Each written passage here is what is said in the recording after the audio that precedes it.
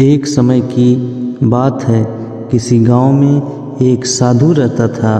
वह भगवान का बहुत बड़ा भक्त था और निरंतर एक पेड़ के नीचे बैठकर तपस्या किया करता था।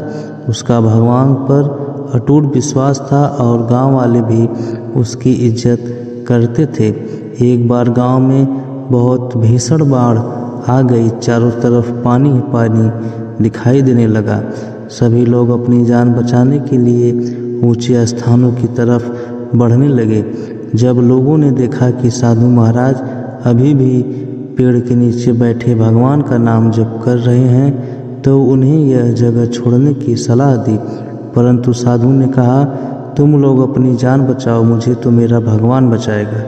धीरे धीरे पानी का स्तर बढ़ता गया और पानी साधु के कमर तक आ पहुंचा। इतने में वहां से एक नाव गुजरी। मल्लाह ने कहा, हे साधु महाराज, आप इस नाव पर सवार हो जाइए, मैं आपको सुरक्षित स्थान तक पहुंचा दूंगा। नहीं, मुझे तुम्हारी मदद की आवश्यकता नहीं है, मुझे तो मेरा भगवान बचाएगा, साधु ने उत्तर दिया। नाव वाला चुपचाप वहां से चला गया। कुछ देर बाद बाढ़ और प्रचंड हो गई। साधु ने पेड़ पर चढ़ना उचित समझा और वहां बैठकर ईश्वर को याद करने लगा। तभी अचानक उन्हें गड़गड़ाहट की आवाज़ सुनाई दी। एक हेलीकॉप्टर उनकी मदद के लिए आ पहुंचा। बचाव दल ने एक रस्सी लटकाई और साधु को उसे जोर से पकड़ने का आग्रह किया, पर साधु फिर बोला, मैं इसे नहीं पकड़ूंगा, मुझे तो मेरा भगवान बचाएगा।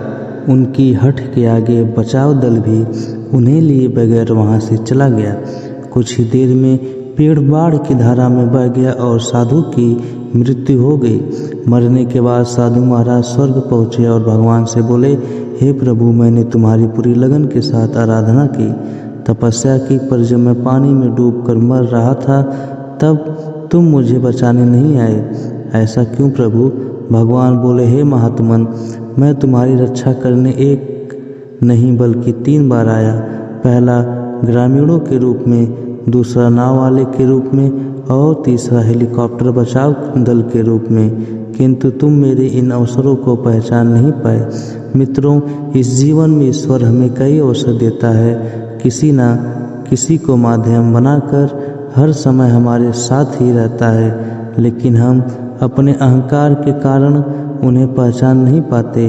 अवसरों की प्रकृति भी कुछ ऐसी होती है, यदि हम उन्हें पहचान कर उनका लाभ उठा लेते हैं तो वे हमारी मंजिल तक पहुंचा देते हैं, अन्यथा हमें बाद में पछताना ही पड़ता है।